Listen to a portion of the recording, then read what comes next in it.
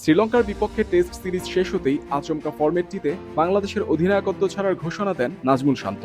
নতুন করে বিসিবিও এখনও লাল বলের অধিনায়ক ঘোষণা করেনি। এর আগে বাকি দুই ফরম্যাটে সম্প্রতি নতুন অধিনায়ক পেয়েছে বাংলাদেশ। টেস্টে টাইগারদের পরবর্তী অধিনায়ক কে হবেন সেই জল্পনার মাঝে নিজের ইচ্ছার কথা জানিয়েছেন বাঁহাতি স্পিনার তাইজুল ইসলাম। অধিনায়ককে স্বাধীনতা দেওয়া উচিত, তার জায়গাটা ছেড়ে দেওয়া গুরুত্বপূর্ণ এবং তার বলা কথা সেভাবে মূল্যায়ন করা উচিত। কারণ অধিনায়কের উপর যখন দল ভরসা করে খেলে তখনই দল ভালো করে। তাইজুলের অভিজ্ঞতা আছে, এমন কোনো অপশন নেই যা তার ভেতর অনুপস্থিত। দলের প্রয়োজনে সবকিছু করতে পারবেন, তবে টেস্টের নেতৃত্ব নিতে প্রলুব্ধ নন।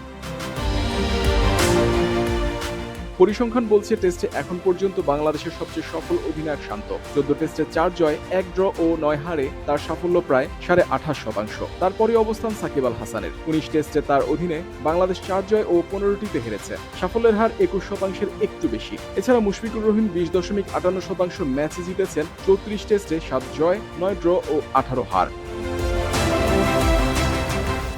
কিছুদিন আগে ওয়ানডেতে শান্তকে সরিয়ে নেতৃত্বভার মেহেদী মিরাজের কাঁধে তুলে দেয় বিসিবি। টেস্টেও মিরাজই তার স্থলাভিষিক্ত হতে পারেন, তবে বিসিবি 3 ফরম্যাটে ভিন্ন 3 জনকে দায়িত্ব দেওয়ার পথে হাঁটতে পারে বলেও শোনা যাচ্ছে। সাম্প্রতিক সময়ে বাংলাদেশের টেস্ট একাদশে নিয়মিত ও ধারাবাহিক ক্রিকেটারদের একজন তাইজুল। ফলে অভিজ্ঞ এই ক্রিকেটারকেও অধিনায়কত্বের জন্য অপশন হিসেবে পাচ্ছে বিসিবি।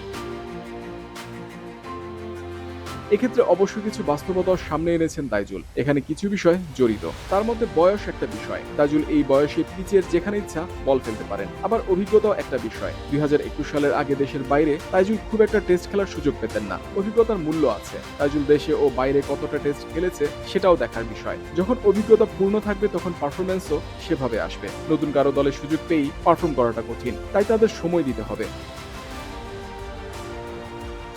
বাংলাদেশ টেস্ট দলের অধিনায়কত্ব নিয়ে আলোচনা যখন তুঙ্গে, তখন নিজের আগ্রহের কথা আরেকবার খোলাখুলি জানালেন অভিজ্ঞ স্পিনার তাইজুল ইসলাম। দায়িত্ব কাঁধে তুলে নেওয়ার প্রবল আগ্রহ থেকেই অধিনায়কত্ব করার ইচ্ছা তাইজুলের। অধিনায়ককে যথেষ্ট স্বাধীনতা দেয়া এবং তার মতামতের মূল্য দেয়া অত্যন্ত জরুরি। আত্মবিশ্বাসী তাইজুল অধিনায়কত্ব করার বিষয়ে অধিনায়ক হিসেবে সুনির্দিষ্ট দৃষ্টিভঙ্গি থাকা আবশ্যক। 2 বছর পর তাইজুল দলকে কোথায় দেখতে চান সেই লক্ষ্যে দলকে এগিয়ে নেবেন। টিম ম্যানেজমেন্ট ও কর্মকর্তাদেরও একই দৃষ্টিভঙ্গি থাকা দরকার। বিসিবি যদি 3 ফরম্যাটে 3 অধিনায়কের পুরনো ফর্মুলায় ফেরে, সেক্ষেত্রে ওয়ানডেতে মিরাজ, টি-20তে লিটন দাস এবং টেস্টের জন্য নতুন মুখ দেখা যেতে পারে। এই পরিস্থিতিতে মেহেদী মিরাজ ও লিটন দাসদের একজন বড় প্রতিদ্বন্দ্বী হয়ে উঠতে পারেন অভিজ্ঞ তাইজুল ইসলাম।